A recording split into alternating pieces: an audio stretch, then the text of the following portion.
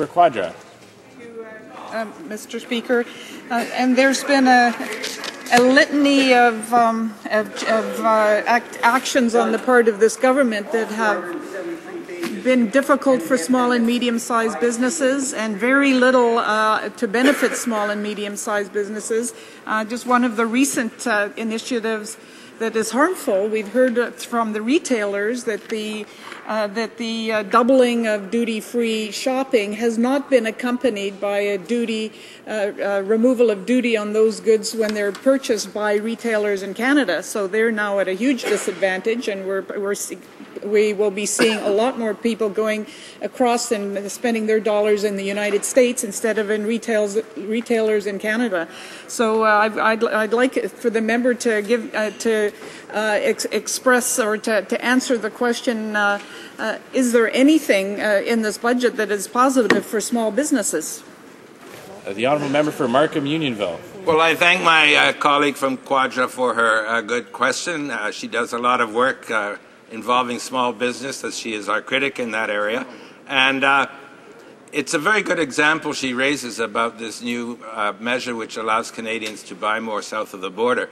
I know that for many retailers, with operations relatively close to the border in particular, are suffering immensely from this move and have the potential to suffer more. So I certainly would agree with her that this was not a measure that was good for small business. Question and comment, l'honorable député. The honourable member for Saint-Léonard, Saint-Michel.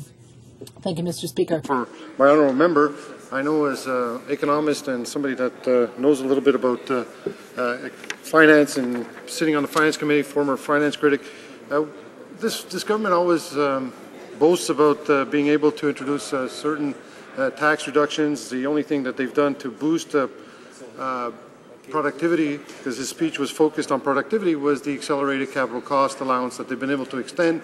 But what companies have been asking for is to extend it for longer periods of time, because the commitment, when you do purchase large machinery and equipment, requires 4 or 5 year commitment down the line. So I'm just wondering if this member is in agreement with this. But in the same time, this government is boastful about reducing taxes, but what we've actually seen is increased in unemployment premiums. We've seen actually increases in the first year of this government of income tax rates. We've actually seen increases in all kinds of other hidden taxes. I'm wondering if that adds to anything in productivity. Thank you, Mr. Chair. The honourable member for Markham Unionville. Well, I certainly agree with my colleague, and I thank him for his question, that this government keeps talking about cutting taxes, and they've cut a few, but they never tell us when they raise taxes. I remember back in 2006, they actually raised income tax, but they claimed that they'd cut income tax. And if you look on the income tax form that every Canadian fills out, it was abundantly clear that the rate had gone up, not down. They didn't seem to know the difference between up and down. And I think the EI premium hike that started at the beginning of the year was $600 million, if I remember the figure right. And EI premiums, as we all know, are a tax on jobs. So this government chose to increase to the tune of $600 million the tax on jobs, and all of the experts agreed that the premiums should be raised far more gradually over a longer period of time and not increased at this time of what the Prime Minister calls a fragile economy. Resuming debate, the honourable member for Winnipeg North.